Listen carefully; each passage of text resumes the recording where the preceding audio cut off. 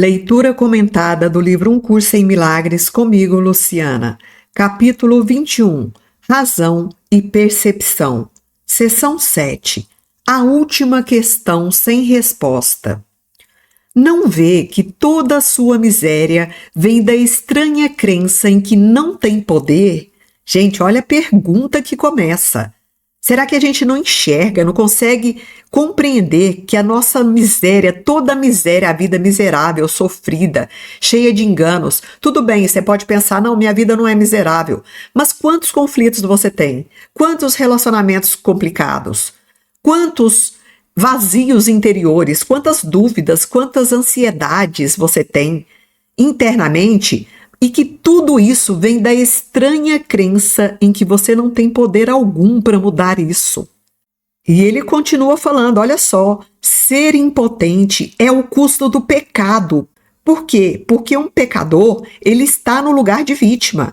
Então, se eu me considero um ser impotente, é o preço que eu estou pagando por ser um pecador. Olha a ideia que está oculta. Nós precisamos nos libertar urgentemente. É urgente, temos muito a fazer, e é uma fala do próprio Cristo. Temos muito a fazer, nós temos estado muito atrasados, apegados a ilusões aqui de condenação, de pecado, de vitimização, de sofrimento. Então, ser impotente é o custo que a gente paga pela ideia de pecador na nossa mente. A impotência é a condição do pecado, o único requisito que ele exige para que se acredite nele. Olha só, quando eu acredito que eu sou impotente, eu não ajo na direção de me tornar um ser humano melhor. Então, esse é um pré-requisito para que a gente acredite que a gente é um pecador. Eu me achar impotente, que eu não tenho nem que esse poder de mudar não está em mim. De eu achar que eu sou uma vítima das circunstâncias da vida, das pessoas que eu convivo, da família que eu nasci. Aí eu não tenho condição de mudar, porque eu sou um impotente. Só os impotentes poderiam acreditar no pecado. A enormidade não tem apelo nenhum a não ser para o pequeno. E só aqueles que, em primeiro lugar, acreditam que são pequenos poderiam ver atrativos nela. Traição ao Filho de Deus é a defesa daqueles que não se identificam com ele. Quando a gente trai o Filho de Deus, quando a gente trai o nosso próprio ser, a nossa força interior, a nossa capacidade de fazer todas as mudanças que a gente precisa, principalmente as mudanças de crenças. E ele fala aqui, e você é por ele ou contra ele, ou o ama ou o ataca, ou protege a sua unidade, ou o vê despedaçado e abatido pelo seu ataque. No caso aqui está trazendo um retrato da escolha que a gente faz em favor do Filho de Deus em nós, ou em favor desse ser pequeno e impotente que a gente acredita que a gente é. Ninguém acredita que o Filho de Deus não tenha poder. No caso aqui, eu vou trazer uma menção ao próprio Cristo. O Filho de Deus é a consciência crística em nós. E aqueles que se veem impotentes necessariamente acreditam que não são o Filho de Deus. O que podem ser, exceto o seu inimigo. Olha isso! O que podem ser, então, essas pessoas que não acreditam que são o Filho de Deus, exceto o seu inimigo, exceto a voz do ego falando dentro delas. E o que podem fazer, exceto invejar o seu poder, o poder do outro que acredita que é um filho de Deus no caso, né? E pela sua inveja se fazerem temerosos em relação a esse poder. Que a gente olha em algumas pessoas e acha, olha que ser elevado, que ser amoroso, que ser repleto de paciência, de alegria, de compaixão, de paz, mas a gente não acredita que isso tudo está em nós também. Em outras palavras, a gente enxerga esse ser divino em algumas pessoas, mas não acredita que nós também tenhamos esse mesmo ser dentro da gente. Esses são os escuros, e escuros aqui eu vou trazer que na minha interpretação são os insanos, aqueles que se enxergam como pecadores. Esses são os escuros, silenciosos e temerosos, solitários e incomunicáveis, com medo de que o poder do Filho de Deus venha a trespassá-los e matá-los, e assim erguem contra ele a sua impotência. Dessa forma, as pessoas que se enxergam como impotentes defendem a própria impotência, levantam esse ar imponente, da impotência de ser pecador contra o Filho de Deus, que está dentro dele mesmo. Olha que irônico. E eles se unem ao exército dos impotentes para batalhar na sua guerra de vingança, amargura e despeito contra ele, para torná-lo uno com eles, para fortalecer ainda mais essa ideia de pecado. Tem muito mais gente disposta a manter, a fortalecer essa ideia de pecado e a defendê-la do que a reconhecer o poder intrínseco dentro de si mesmo. E porque não têm o conhecimento de que são unos com ele, não sabem a quem odeiam. Odeiam praticamente a si mesmos. Eles são, de fato, um exército pesaroso, cada um com tanta possibilidade de atacar o seu irmão ou voltar-se contra si mesmo, quanto de lembrar que pensavam que tinham uma causa em comum.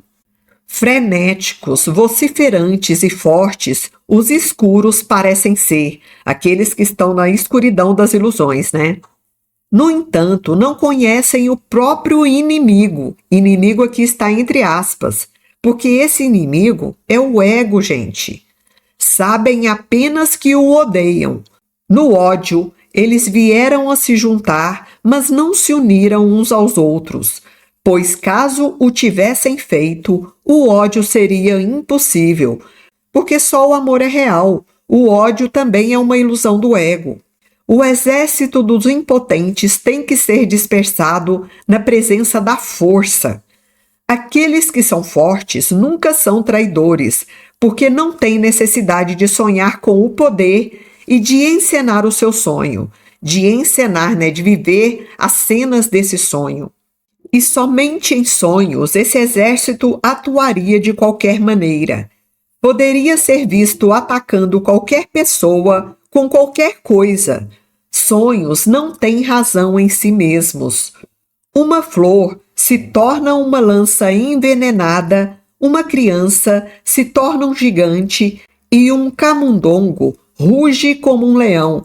Então, somente no mundo de ilusões, isso acontece. Uma flor vira uma lança envenenada. Uma criança se torna um gigante e um camundongo, no caso um rato, ruge como um leão. Olha só, gente. E o amor torna-se ódio, com a mesma facilidade que essas outras ilusões que trouxe anteriormente são vistas. Isso não é um exército, mas uma casa de loucos. Olha a ironia. O que parece ser um ataque planejado é um hospício, ou seja, é um mundo de ilusões. O exército dos impotentes é de fato fraco. Ele não tem armas e não tem inimigo. Sim, ele pode assolar o mundo, ele pode destruir o mundo e buscar um inimigo, mas jamais pode achar o que não existe. Por que ele traz isso? Porque não existem inimigos. Todos nós somos o Filho único de Deus. Aquele que eu estou enxergando em corpos separados, eu posso até imaginar que ele é um inimigo. Mas quando eu olho a partir da visão da consciência crística, eu entendo que o outro sou eu mesmo, estendido. Então, não existe inimigos. Por isso que ele fala aqui, não pode achar o que não existe, porque todos nós somos uma somente. Então, vai achar sempre a si mesmo. Mas se eu não olhar para dentro também, eu vou acreditar que tem um inimigo fora e, consequentemente, vou agir nessa direção.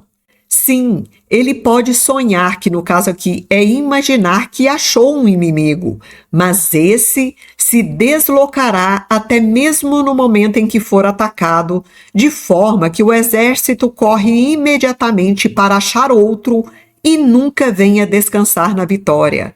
E à medida que corre, volta-se contra si mesmo, pensando que capturou um vislumbre do grande inimigo que sempre esquiva-se do seu ataque assassino, tornando-se alguma outra coisa.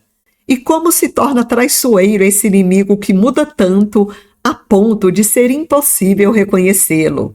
E por que ele trouxe que é impossível reconhecer esse inimigo aparente aí que a gente está procurando?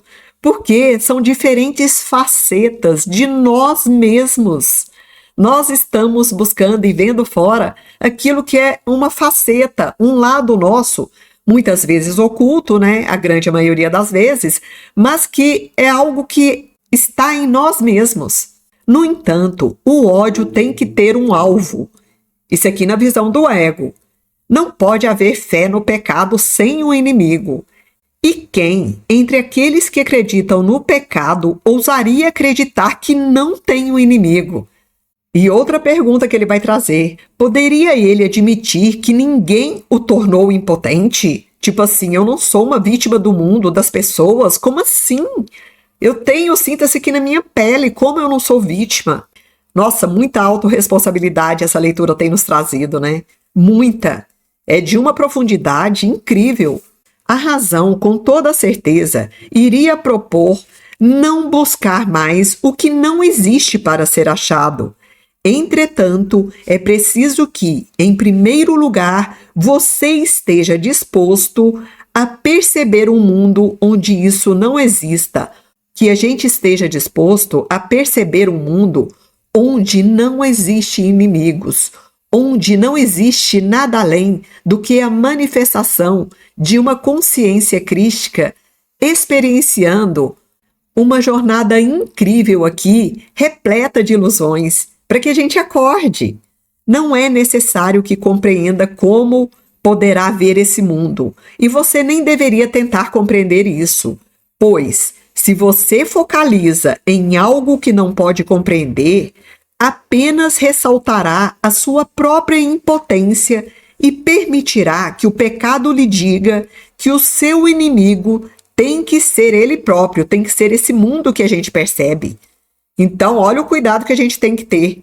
Em vez disso, pergunte a si mesmo apenas essas questões a respeito das quais ele não pode deixar de tomar uma decisão para que isso seja feito para ele. E agora ele traz 3 perguntas que a gente deveria se fazer. Desejo um mundo que eu governe ao invés de um mundo que me governe? Ou seja, eu desejo um mundo que eu governe reconhecendo a minha força criadora, o meu poder de alterar toda essa ilusão, transformando ela em realidade, ao invés de um mundo que me governe, ao invés de ser um refém das circunstâncias da vida? Outra pergunta. Desejo um mundo no qual eu tenha poder ao invés de ser impotente? Olha só, eu desejo um mundo no qual eu tenha o verdadeiro poder dentro de mim ao invés de me tornar uma vítima do mundo? E mais uma pergunta. São 4 perguntas, na verdade. Desejo um mundo no qual não tenho inimigos e não posso pecar?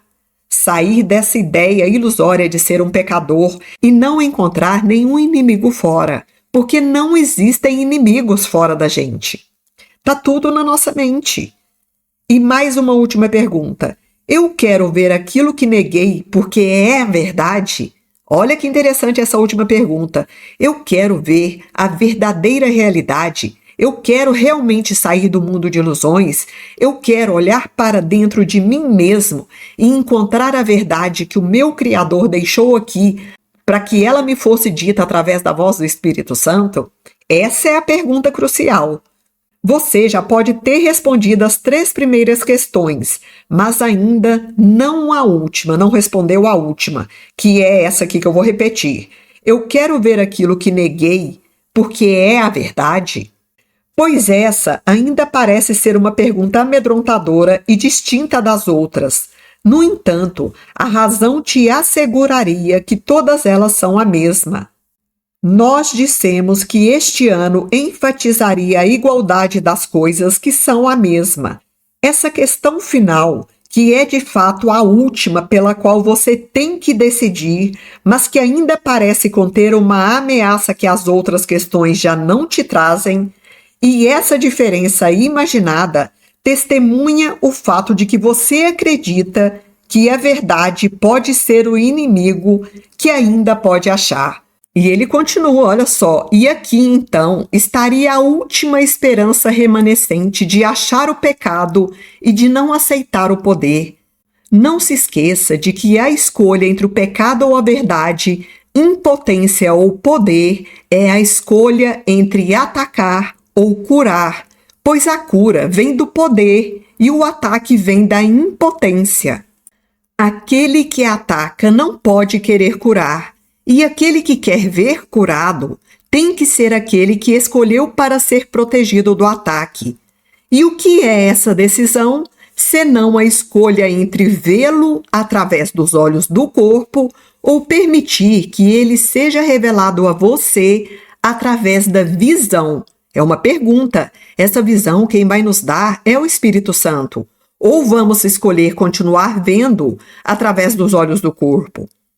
Como essa decisão conduz a seus efeitos não é problema seu, mas o que você quer ver não pode deixar de ser escolha sua.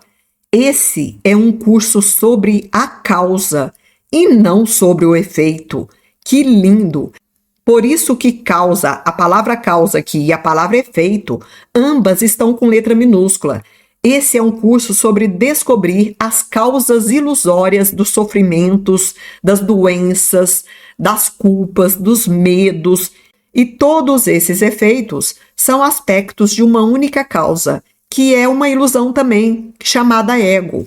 Considera cuidadosamente a sua resposta à última questão que deixou ainda sem resposta. E eu vou retomar a questão aqui. Eu quero ver aquilo que neguei, porque é a verdade? Ele pede que a gente considere com bastante cuidado qual resposta a gente vai dar. E deixa que a sua razão te diga que ela tem que ser respondida e é respondida nas outras três. Porque nas outras três perguntas nós respondemos sim aquilo que a gente queria. Só que essa última pergunta que deixou aqui, se a gente quer ver a verdade acima de tudo, pode nos colocar de novo no pensamento do ego. Então, que a gente permita que a nossa razão nos diga e responda essa última questão. E então ficará claro para você, à medida que observar os efeitos do pecado sob qualquer forma, que tudo o que você precisa fazer é simplesmente perguntar a ti mesmo: é isso que eu quero ver? É isso que eu quero? Essa é a sua única decisão e essa é a condição para o que ocorre. Como isso acontece é irrelevante, mas não o porquê. Você tem controle sobre isso e se escolhe ver um mundo sem um inimigo, no qual você não é impotente, os meios para vê-lo te serão dados. É sempre uma escolha. Então, se a gente escolher ver o mundo sem inimigos, os meios para ver esse mundo nos serão dados. E por que a questão final é tão importante, aquela pergunta que fez? A razão te dirá por quê. Ela é a mesma que as outras três, exceto no que diz respeito ao tempo. As outras são decisões que podem ser tomadas e então desfeitas e refeitas outra vez. Ou seja, as outras três questões, as primeiras, são perguntas que a gente pode responder realmente no momento tá assim, não, eu quero sim mudar, eu quero me empoderar de mim mesmo, eu quero sair dessa condição de vítima do mundo. Isso tudo a gente pode fazer. Só que a gente também acaba voltando atrás nos momentos de fragilidade. Quando as ilusões permeiam novamente a nossa vida, a gente vai e volta para aquela condição de vítima, de se achar pecador, de ser um ser impotente, que é uma vítima das circunstâncias da vida. Então, vai depender do nosso estado emocional. Por isso que tem que ter bastante firmeza mental. E foi isso que ele quis dizer aqui, as outras decisões que podem ser tomadas, elas podem ser desfeitas e refeitas outra vez. Mas essa decisão de querer ver a verdade acima de tudo, essa não, essa você tem que decidir. É sim ou não. Mas a verdade é constante e implica em um estado no qual as vacilações são impossíveis. Você pode desejar um mundo que governe e que não te governe, e depois mudar a tua mente. É isso que eu acabei de falar. A gente pode decidir assim, depois mudar a mente. Você pode desejar trocar a sua impotência por poder e depois perder esse desejo assim que um pequeno lampejo de pecado te atrair. E você pode até mesmo querer ver um mundo sem pecado e permitir que um inimigo, e também está entre aspas, te tente, ou seja, te provoque a tentação de usar de novo os olhos do corpo e então mudar o que deseja. Então, nessas três questões, a gente pode alterar de acordo com a nossa fragilidade humana. Mas, em conteúdo, todas as questões são a mesma, pois cada uma pergunta se você está disposto a trocar o mundo do pecado pelo o que o Espírito Santo vê, já que é isso que o mundo do pecado nega. E, portanto, aqueles que olham para o pecado estão vendo a negação do mundo real. Apesar disso, a última questão acrescenta o desejo por constância ao teu desejo de ver o mundo real, de tal modo que esse desejo venha a ser o único desejo que você tem, de ver somente a verdade, o mundo real, o mundo através do olhar do Espírito Santo. E respondendo sim à questão final, você acrescenta sinceridade às decisões que já tomou em relação a todo o resto, pois somente assim você terá renunciado à opção de mais uma vez mudar de ideia. Quando isso for o que você não quer mais, o resto terá sido totalmente respondido. Então, quando o mundo de ilusões, de pecado, de enganos, for a opção que a gente não quer mais, a decisão que a gente não quer mais, aí todo o resto terá sido respondido. Por que você pensa que não tem certeza se as outras questões foram respondidas? Seria necessário que essas perguntas fossem feitas com tanta frequência, caso elas já tivessem sido respondidas?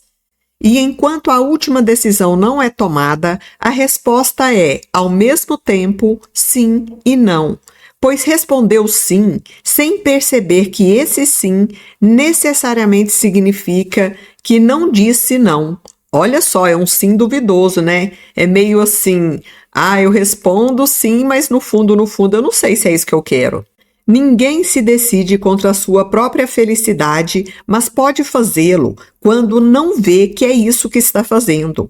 E se você vê a sua felicidade como alguma outra coisa em mudança constante, agora isso, agora aquilo e agora uma sombra fugidia, uma sombra que foge da gente, que não está ligada a coisa alguma, ele de fato se decidiu contra a felicidade. A felicidade fugidia ou a felicidade em forma mutante, que é essa felicidade que muda o tempo todo, que se desloca com o tempo e o lugar, é uma ilusão que não tem significado. A felicidade tem que ser constante, porque ela é alcançada pela renúncia ao desejo do inconstante. Essa felicidade constante, ela só é alcançada quando a gente renuncia ao ego, que é esse desejo inconstante, que uma hora quer, uma hora não quer. A alegria não pode ser percebida, exceto através da visão constante. E a visão constante só pode ser dada àqueles que desejam a constância, ou seja, aqueles que decidiram, através do seu poder, da vontade, serem constantes. Apesar de tudo que a vida te mostrar, você não vai sair do seu caminho. Isso é ser constante. O poder do desejo do Filho de Deus permanece sendo a prova de que ele está errado quando se vê como impotente. Então, toda vez que a gente se enxergar como impotente, por mais que a gente queira fazer mudanças, esse desejo de fazer a mudança vai parecer errado, porque a gente ainda se vê como um pecador, como um impotente. Deseja o que quer e é o que contemplará e pensará que é real. Todo pensamento tem apenas o poder de liberar ou matar, e nenhum pensamento pode deixar a mente do pensador ou deixar de afetá-lo. Por quê? Porque a vida é feita de escolhas. Simples assim.